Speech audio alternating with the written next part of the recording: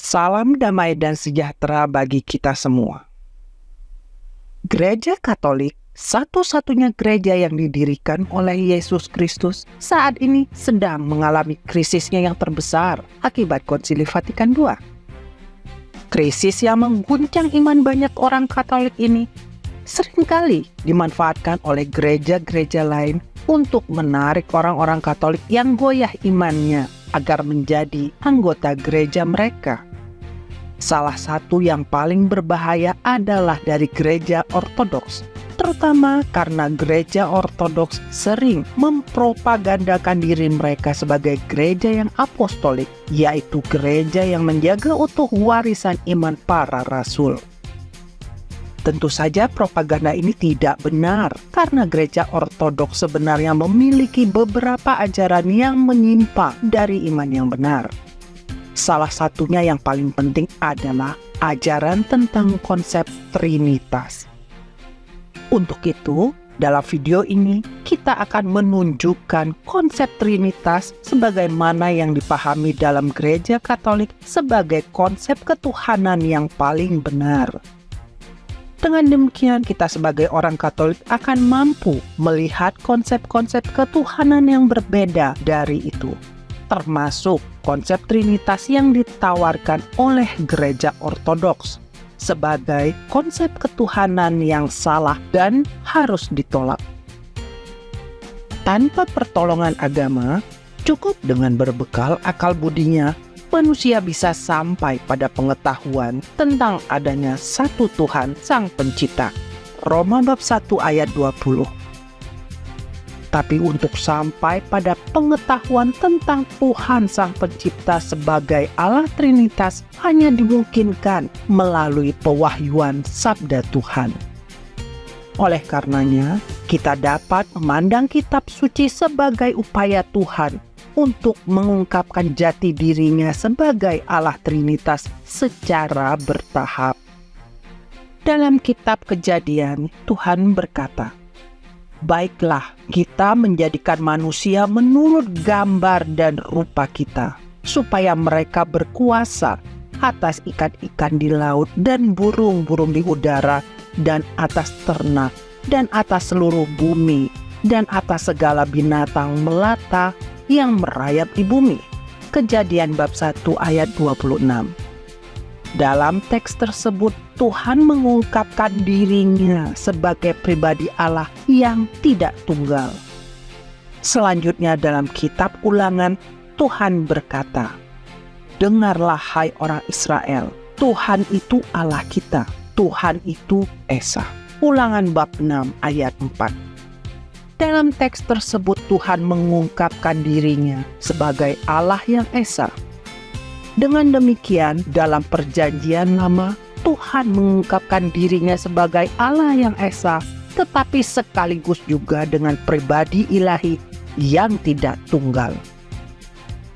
Kemudian, dalam Perjanjian Baru, ketika Yesus Kristus, salah satu pribadi Allah, berinkarnasi menjadi manusia, barulah kita bisa mengenal identitas yang sesungguhnya dari Tuhan Sang Pencipta sebagai Allah Tritunggal. Karena itu pergilah, jadikanlah semua bangsa muridku, dan baptislah mereka dalam nama Bapa dan Putra dan Roh Kudus. Matius bab 28 ayat 19. Jadi Tuhan kita adalah Allah yang Esa dengan 3 pribadi, Bapa, Putra, dan Roh Kudus. Itulah konsep ketuhanan yang benar dan final yang diwahyukan Tuhan kepada manusia melalui gerejanya. Namun dalam sejarah gereja, konsep Allah Trinitas itu terus mendapatkan berbagai ujian yang membuat konsep tersebut teruji dan semakin jelas. Ujian pertama berupa penyangkalan terhadap doktrin Trinitas dari kaum Sabellian dan Arian. Melalui Konsili Nicea 325 Masehi, gereja menolak pandangan-pandangan beda tersebut dan menegaskan iman Trinitarian Kristen dalam Credo Nicea. Ujian kedua adalah konflik kristologi yaitu munculnya berbagai ajaran menyimpang terhadap identitas pribadi kedua Allah Tritunggal. Misalnya, dari kaum Nestorian dan Monofisit. Konflik kristologi ini diselesaikan dalam Konsili Efesus 431 Masehi, Konsili Kalsedon 451 Masehi, juga dalam Konsili Konstantinopel II 533 Masehi. Ujian ketiga adalah munculnya kontroversi filioque yang menyangkut identitas Roh Kudus. Kontroversi filioque ini berlangsung cukup lama dan diselesaikan dalam Konsili Ekumenis Florence 1438 hingga 1445. Namun sayangnya gereja-gereja ortodoks menolak hasil Konsili Florence dan kembali pada posisi mereka yang menolak penambahan kata filioque hingga hari ini. Filioque adalah istilah dalam bahasa Latin yang artinya dan putra. Kontroversi filioque ini tidak terlepas dari sisa-sisa gerakan Arianisme. Sekalipun di gereja-gereja timur gerakan Arianisme ini sudah menghilang, namun di Eropa pengaruh Arianisme masih tetap merongrong gereja. Mereka memanfaatkan teks Credo Nicea yang menyatakan Roh Kudus berasal dari Bapa sebagai bukti bahwa Putra tidak memiliki hakikat keilahian yang sama dengan Bapa. Untuk melawan sisa-sisa Arianisme ini, maka gereja barat menambahkan kata filioque sehingga dalam pemahaman konsep Trinitas Roh Kudus berasal dari Bapa dan Putra. Penambahan ini sebenarnya tidak mengubah makna dari konsep Trinitas yang sudah ditetapkan dalam Konsili Nisea. Penambahan tersebut sudah sejalan dengan pemikiran Santo Ambrosius dari Milan dan Santo Agustinus muridnya. Bahkan Santo Athanasius dan Santo Cyril dari Alexandria, keduanya dari gereja timur, juga mendukung gagasan bahwa Roh Kudus berasal dari Bapa dan Putra. Namun, karena penambahan tersebut dianggap mengubah teks Credo Nicea yang resmi, gereja-gereja timur keberatan dengan penambahan tersebut. Kontroversi filioque semakin tajam di masa Patriark Photius di abad 9. Tapi ada kemungkinan hal tersebut dipengaruhi oleh dendam pribadi dari Patriark Photius pada gereja Roma. Awalnya Photius hanyalah seorang teolog awam. Pada tahun 858, ia diangkat untuk menggantikan Patriark Ignatius yang digulingkan oleh Kaisar Mikhael III. Ignatius yang merasa disingkirkan secara tidak adil, lalu melaporkan permasalahannya ke Roma. Selanjutnya, Paus Nikolas I mendukung Ignatius untuk kembali menjadi Patriark dan sekaligus mengekskomunikasi Photius. Setelah Patriark Ignatius meninggal dunia, Photius dipulihkan statusnya dan resmi diangkat menjadi Patriark Konstantinopel pada tahun 879. Mungkin didorong oleh rasa dendamnya karena pernah digulingkan dan diekskomunikasi oleh Paus Gereja Roma, Patriark Photius mulai mengambil posisi yang keras dalam masalah filioque. Ia menuntut permintaan maaf dari Paus Gereja Roma karena telah mengubah Credo Nicea dan sekaligus menyatakan penambahan kata filioque sebagai ajaran bidat. Sejak saat itulah kontroversi filioque ini semakin meruncing karena secara terang-terangan gereja timur memandang posisi teologis gereja barat yang menyatakan Roh Kudus berasal dari Bapa dan Putra sebagai bidat. Hal ini mendorong gereja barat juga merespon dengan sikap yang tegas. Pada tahun 1014, Paus Benediktus VIII secara resmi menambahkan kata filioque dalam Credo Nicea dan memasukkannya dalam liturgi misa.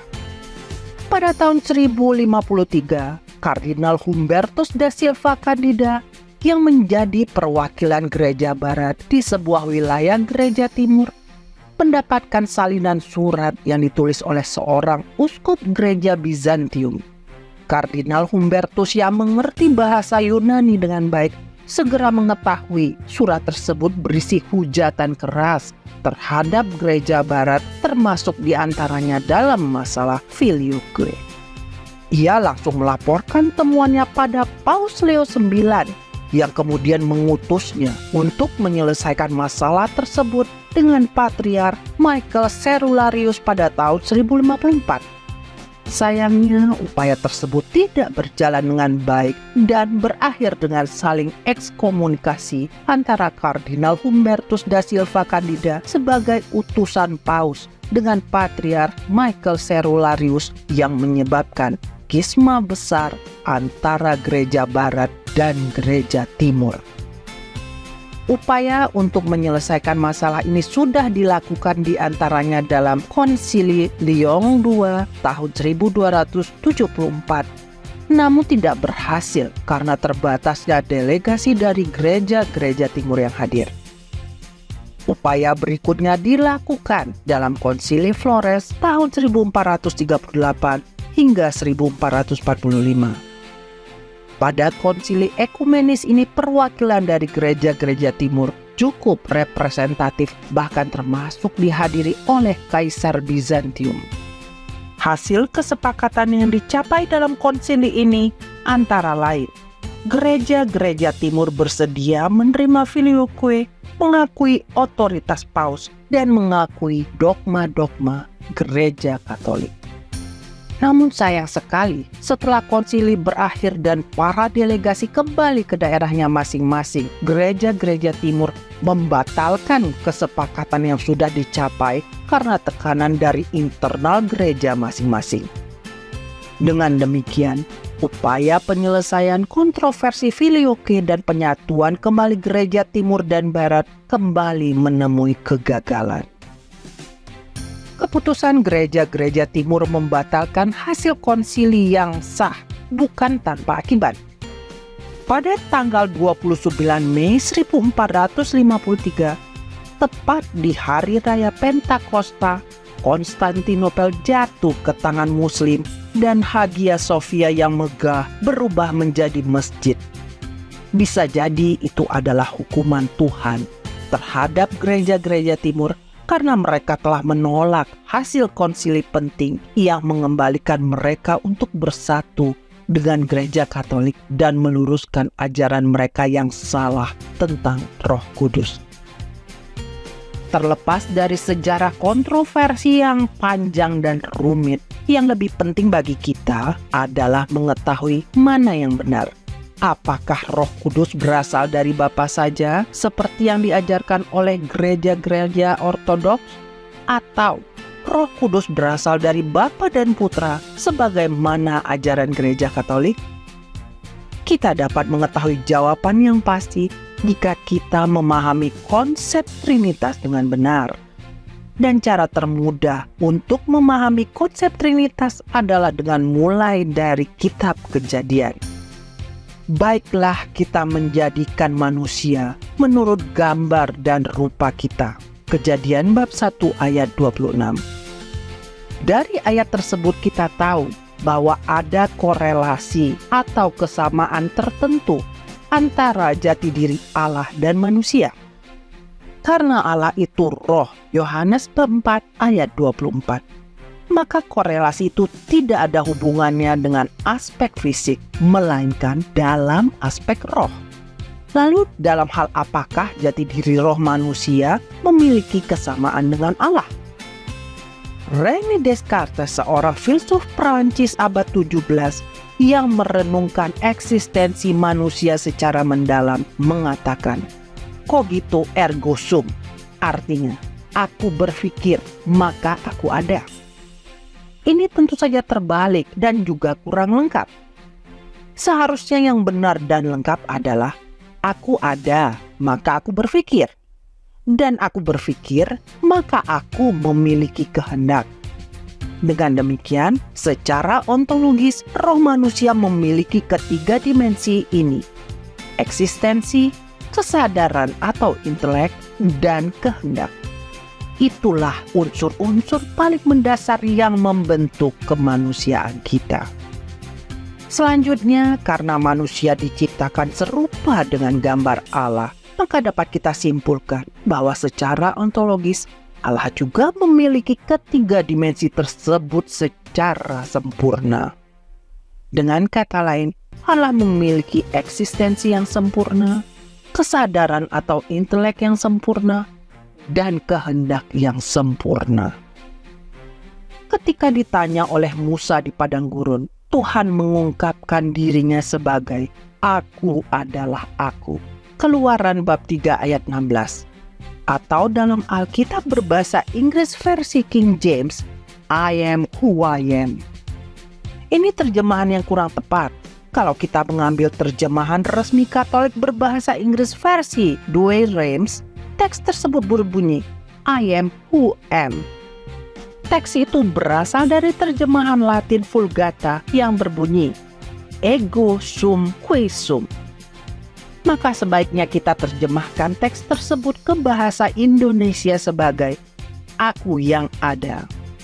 Jadi Allah yang menyatakan dirinya pada Musa adalah Dia yang memiliki keberadaan sempurna yang ada sebelum segala sesuatu ada dan akan tetap ada selama-lamanya. Allah yang ada ini memiliki kesadaran yang sempurna. Kesadaran sempurna yang dimiliki Allah sebelum segala sesuatu ada adalah kesadaran tentang dirinya sendiri. Itulah logos atau firman atau kesadaran sempurna tentang dirinya sendiri yang keluar dari Allah. Begitu sempurnanya logos ini sehingga logos tersebut sama dan sehakikat dengan Allah sendiri.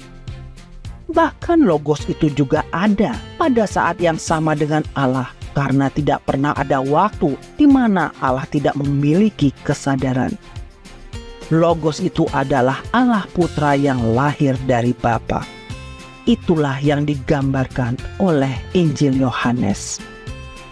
Pada mulanya adalah firman. Firman itu bersama-sama dengan Allah dan firman itu adalah Allah. Ia pada mulanya bersama-sama dengan Allah. Yohanes bab 1 ayat 1-2. Allah yang memiliki kesadaran sempurna ini juga memiliki kehendak sempurna. Karena Putra sehakikat dengan Bapa, maka Putra adalah Allah yang juga memiliki kesadaran sempurna dan kehendak sempurna seperti Bapa. Ini sejalan dengan apa yang dikatakan Tuhan Yesus di dalam Injil. Segala sesuatu yang Bapa punya adalah aku punya. Yohanes bab 16 ayat 15. Lalu kehendak sempurna apa yang dimiliki Bapa dan Putra? Kehendak yang sempurna itu adalah kasih sempurna yang keluar dari Bapa dan Putra. Kasih yang sempurna itu adalah pemberian seluruh diri Bapa kepada Putra dan pemberian seluruh diri Putra kepada Bapa. Kasih sempurna yang keluar dari Bapa dan Putra itulah Roh Kudus yang sehakikat dengan Bapa dan Putra. Sebagaimana Putra ada bersama-sama dengan Bapa, demikian juga Roh Kudus ada bersama-sama Bapa dan Putra. Karena tidak pernah ada waktu di mana Bapa dan Putra ada tanpa saling mengasihi. Demikianlah maka tiga pribadi Allah, Bapa, Putra, dan Roh Kudus adalah satu Allah. Karena ketiganya memiliki substansi atau hakikat kealahan yang tepat sama satu dengan lainnya. Ketiganya sama-sama kekal, sama-sama maha kuasa, sama-sama maha tahu, sama-sama maha kasih dan sama-sama maha kudus. Tak ada satu iota pun perbedaan hakikat atau substansi di antara ketiga pribadi Allah tersebut. Perbedaan yang ada di antara ketiga pribadi Allah hanya terletak pada relasi. Bapa tidak berasal dari siapapun. Putra lahir dari Bapa, sedangkan Roh Kudus keluar dari Bapa dan Putra. Inilah konsep ajaran Trinitas yang benar menurut ajaran iman Gereja Katolik. Konsep ini juga didukung oleh kitab Wahyu. Lalu ia menunjukkan kepadaku sungai air kehidupan yang jernih bagaikan kristal dan mengalir keluar dari tahta Allah dan tahta anak domba itu. Wahyu bab 22 ayat 1. Air kehidupan adalah perlambang Roh Kudus. Tahta Allah adalah Bapa dan tahta anak domba adalah Putra. Jadi teks kitab Wahyu tersebut mengatakan bahwa Roh Kudus berasal dari Bapa dan Putra. Sekarang mari kita bandingkan dengan konsep Trinitas Gereja Ortodoks yang menyatakan Roh Kudus hanya berasal dari Bapa saja. Diadakanlah konsili lokal di Toledo, Spanyol. Akhirnya untuk menegaskan bahwa Kristus itu sama ilahinya dengan Bapa, kata-kata Roh Kudus keluar dari Bapa itu ditambah dan Putra. Berarti Putra pun punya kekuasaan ilahi, punya kodrat ilahi, karena Putra pun menjadi sumber dari Roh Kudus. Nah, bedanya apa terus? Nah, ini awalnya tidak jadi masalah awalnya. Tapi akhirnya setelah diperhatikan, Gereja Timur menolak. Pertama, itu bukan konsili ekumenis. Kedua, perubahan apapun yang yang akan dilakukan di dalam suatu yang diputuskan oleh konsili ekumenis harus diubahnya melalui konsili ekumenis. Nggak bisa sepihak begitu. Nah, ini akhirnya terjadi ketegangan antara Gereja Timur dan Gereja Barat. Sehingga akhirnya apa yang terjadi? Gereja Timur akhirnya mengatakan, ya ini akhirnya, kalau Roh Kudus itu keluar dari Bapa dan Putra, ini Roh Kudus keluar dari Bapa dan Putra, ya itu bisa lihat di gambar itu. Berarti ada berapa sumber kealahan? Ada dua, yaitu Bapa dan Putra menjadi sumber dari kealahan Roh Kudus. Akhirnya Gereja Timur melihat, loh, apa ini bukan ada dua Allah kalau gitu ada dua sumbernya, Bapa dan Putra. Nah, Gereja Timur enggak, mau keluar dari Bapa dan Putra seolah-olah berasal dari satu sumber. Lalu Gereja Timur mengatakan, loh kalau gitu kamu kalau seperti Sabellian dong. Kalau tidak sepenuhnya Sabellian, setengah Sabellian, semi Sabellian, Bapa dan Putra disamakan. Nah, Gereja Timur tidak gitu, mengatakan begini Gereja Timur. Bagaimana dikatakan, Roh Kudus itu keluar dari Bapa saja, keluar dari Bapa. Sebagaimana Putra juga keluar diperanakan atau keluar dari. Jika Roh Kudus hanya berasal dari Bapa dan tidak dari Putra, maka itu berarti ada perbedaan hakikat antara Bapa dan Putra yang tentunya melanggar ajaran Tuhan dalam Injil. Segala sesuatu yang Bapa punya adalah aku punya. Yohanes bab 16 ayat 15. Selain itu, jika terdapat perbedaan hakikat di antara ketiga pribadi Allah, maka itu bukan lagi Allah yang esa.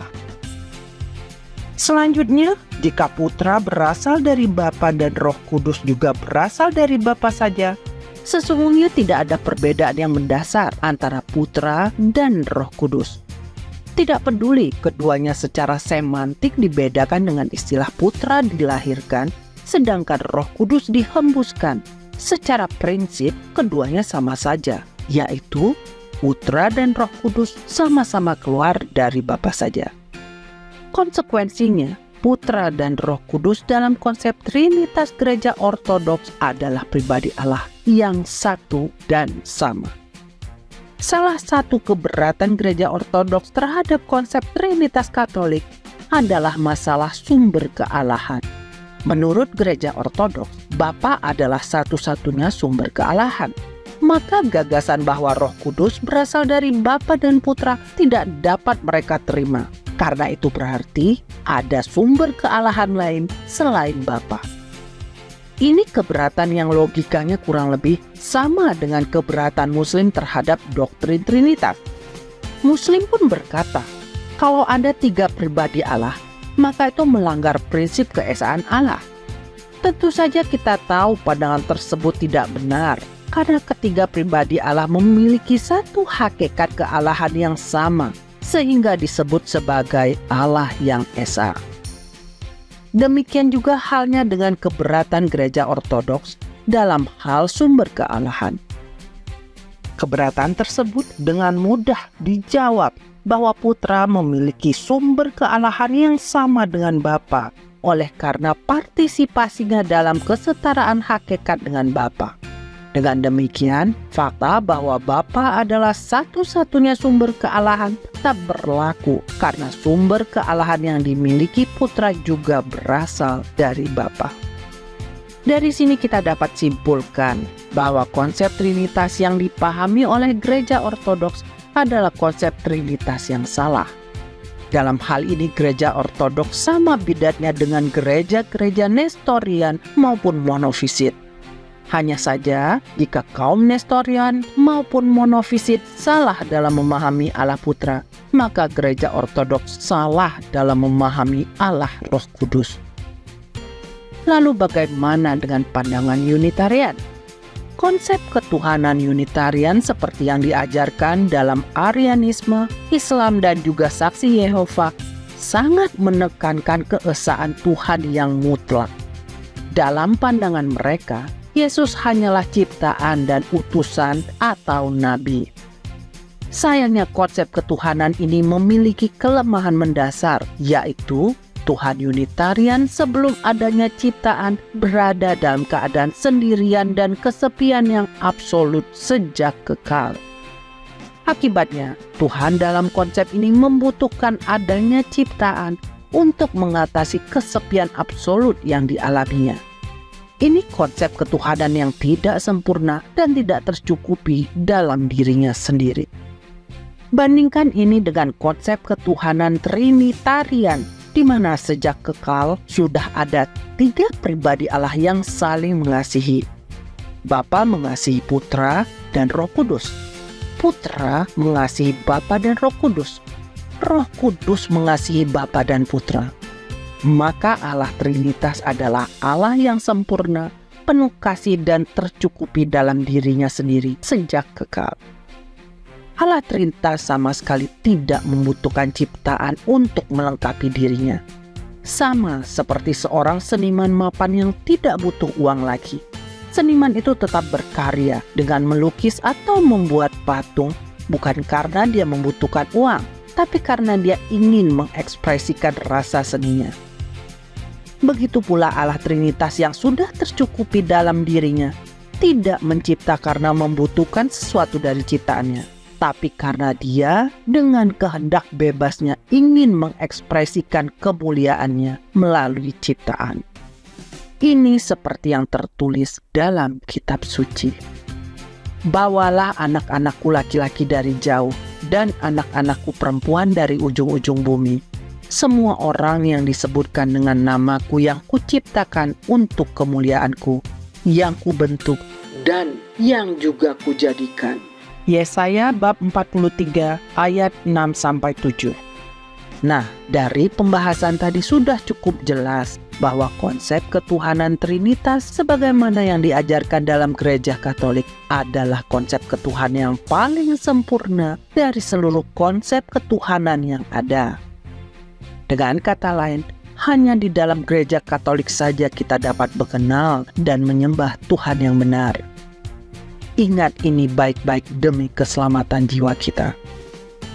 Jadi meskipun saat ini gereja Katolik sedang mengalami krisisnya yang terberat di sepanjang sejarah, tak ada alasan untuk berpindah mengikuti gereja atau bahkan agama lain, karena tidak ada keselamatan di luar gereja yang didirikan oleh Kristus. Yang perlu kita lakukan adalah tetap setia pada iman para rasul di dalam gereja Katolik dengan menolak semua pembaharuan Konsili Vatikan II yang menyimpang. Terima kasih atas perhatian Anda. Viva Cristo Rei.